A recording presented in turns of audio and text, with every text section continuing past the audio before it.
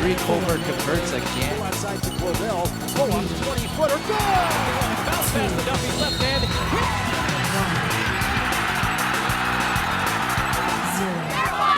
CTV Sports!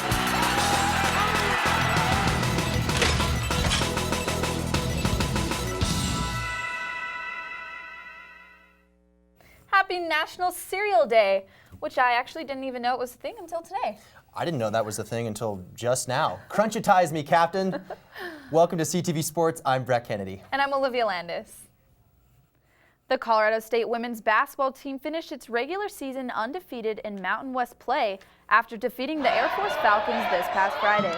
The win bumped the Rams' record up to 18-0 in the regular season and improved the overall record to 28-1 on the year. CSU extended the program record to 25 consecutive wins, becoming only the second team to ever go unbeaten in Mountain West play. This winning streak is the second longest nationally and remains as the program record.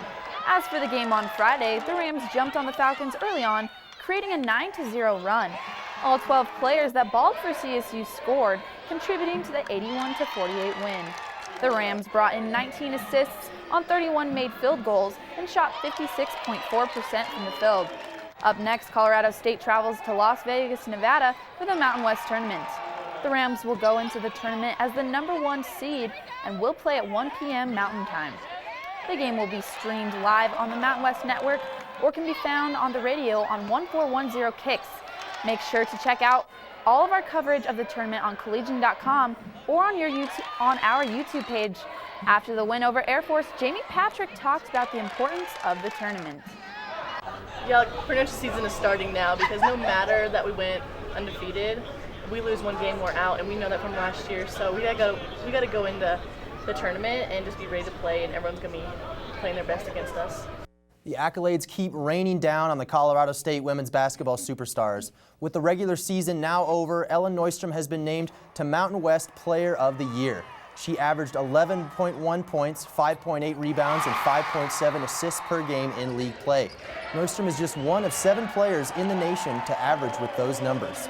This is the second straight year that the Mountain West Player of the Year hails from Colorado State, with Grit Ryder sharing the award last season. Joining Neustrom on the all-conference team were teammates Jamie Patrick and Kiora Wary. Patrick tied a Mountain West record with 57 three-point shots during league play, while connecting on a conference-best 44.9% of her attempts. Wary finished second on the team in scoring in Mountain West play, averaging 12 points per game, and finished third in conference in field goal percentage. To top it off, CSU coach Ryan Williams won his second Mountain West Coach of the Year award in his 4 years as a Ram. Over the last 3 seasons, his team is 48-6 in conference play, and Colorado State became the first school in Mountain West history to outright win 3 consecutive regular season titles. The team is currently riding a 25-game win streak and has earned its first national ranking since 2002. Liv, what a year it has been for this Colorado State women's basketball team, being ranked for the first time since 2002. What a crazy ride it's been. Yeah, I think what's so great about this team is how much depth they have, and we've talked about it throughout the past shows about how many players you can depend on. You never know which player is going to go off because they all have the ability to do so. So I think the fact that Ellen Neustrom won Mountain West Player of the Season, I mean, she deserved it, and the fact that Jamie Patrick and Kiora Wary were on the Mountain West Conference team, it just shows how many great players are actually on this team.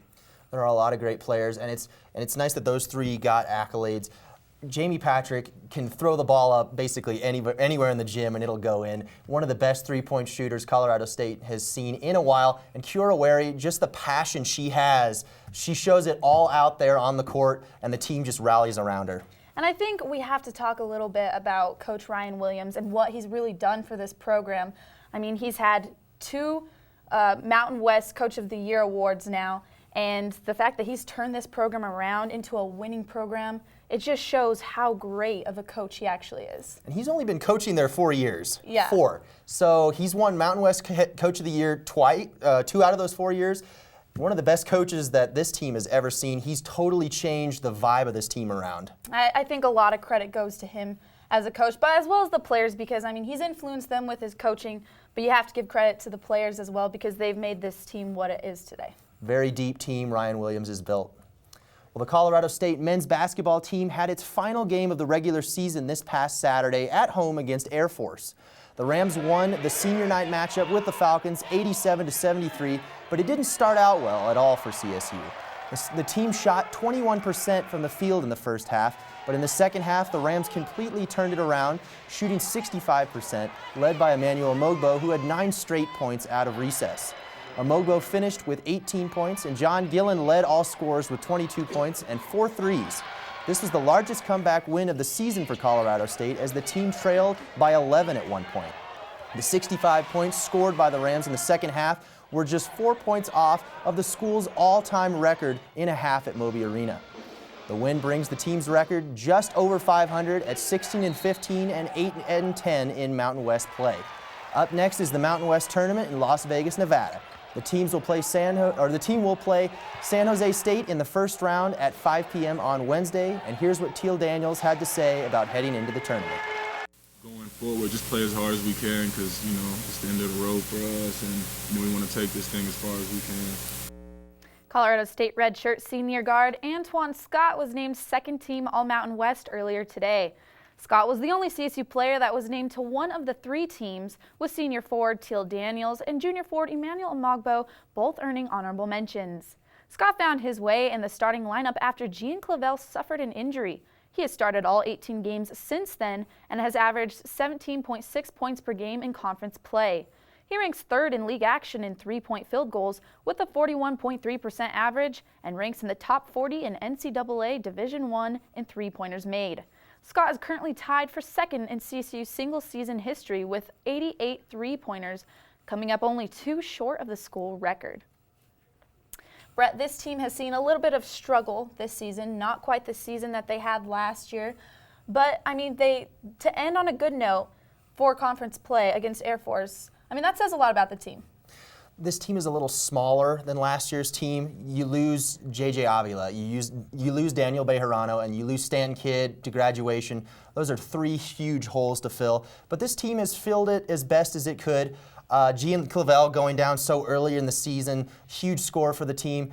To go into the tournament ranked as a 6th seed, I'd say the team got pretty lucky because the Rams were a little small this year, especially on the boards. And I think going off of that, losing those few players has really affected them. But I think what I really like about this team is, how much they've really pushed through and how much they've still been able to, even though they've had a lot more losses, they've still been able to push through and show their talent. So I really like that about this team, and I think that's going to help them going into this Mountain West tournament.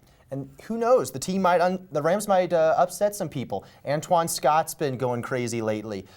Joe Deciman's a senior. Maybe they could ride his leadership into battle. I guess we'll just wait to see. Yeah. Well, the CSU softball team finished off the Colorado State Classic with 2 wins on Sunday at Ram Field, making its record 3-1 in the tournament. The Rams avenged their only loss in the tournament to Idaho State on Saturday with an 8-6 victory on Sunday. To take on another win, the Rams defeated Nebraska Omaha in the 2nd game of the day, finishing off 10-6.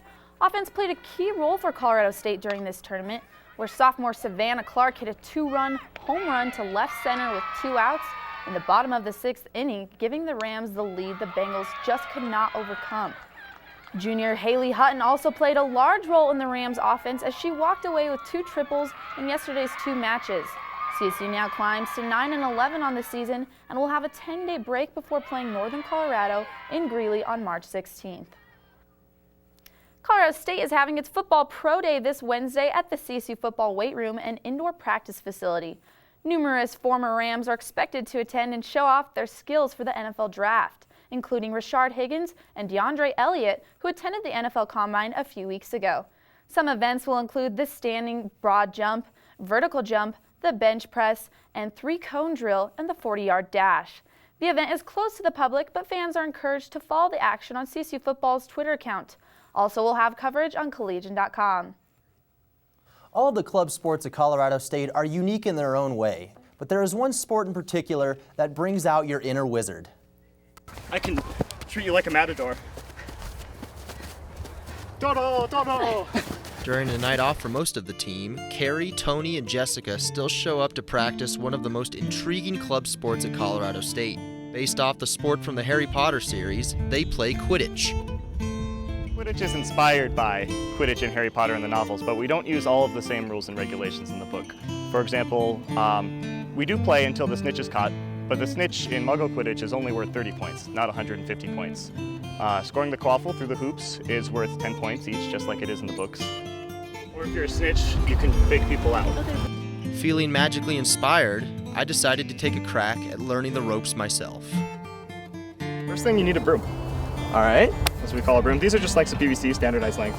We tend to find that the ones with real bristles really tear up the back of your thighs when you're playing. You need a headband. Okay. Black for beaters, white for chasers. I like that whenever I'm walking around, or like whenever I meet new people, they're like, oh, so what do you do at CSU? And I could be like, oh yeah, I play Quidditch in my free time. And the answer is always, oh, whoa, I didn't know that was a thing. So that's fun, but yeah, just like that. So those of you that aren't Harry Potter fans, that would normally get turned on. It's a lot of fun as a physical activity. And of course, if you are, then do it. So the big question is, why? Why play Quidditch? Is it to relive nostalgia from one of the most beloved franchises of all time? as a kid, I was obsessed with Harry Potter, and that never left. When I got it, I just loved it. Like, it's so different from anything else I do in life, and it's so different from anything I've done that, like, I can't get enough of it. Let's practice tonight, guys. Yep. 1, 2, 3. Boggarts, we are your worst nightmare! If anyone is interested in joining the CSU Quidditch team, all are welcome to stop by practice and see what it's all about. The team practices every Monday at 5 p.m. and every Friday at 6 p.m. at the IM Fields by the Rec Center. No prior skill is required, and the Quidditch team will be hosting a tournament sometime in April. Well, when we're back, Liv and I will talk more about the Mountain West Tournament. You won't want to miss it. Tune in to KCSU, your student-run radio station at Colorado State University. Live 24 hours a day, every day at 90.5 FM and kcsufm.com.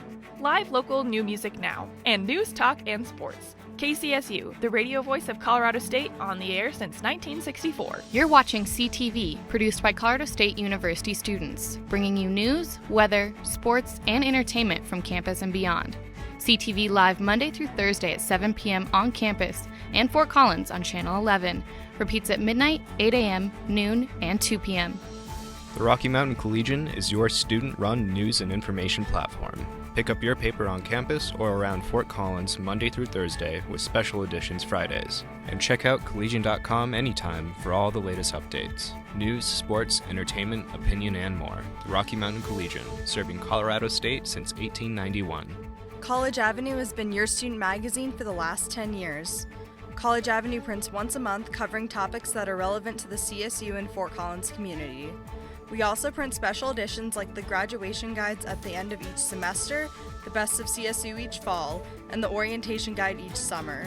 Look for us on racks around campus, off campus, or online at collegian.com under the College Avenue tab. The week has finally arrived. The Mountain West Tournament began today on the women's side. Tuesday is the first game for the women's basketball team, and the men's basketball team will play on Wednesday. That's right, Liv. So let's break things down, and let's start with the women's team going into the tournament. Now, they are going in as a #1 seed, as you can see here. They're going to play San Diego State because that game happened earlier today. San Diego State did win that one. It's good that Colorado State's not playing Wyoming because Wyoming played them tough, but San Diego State played them tough both times they played too. Yeah, I think both of these teams are a little bit of a threat, San Diego State as well as Wyoming, because, I mean, they played them the last time Colorado State played both teams. It was definitely a close game.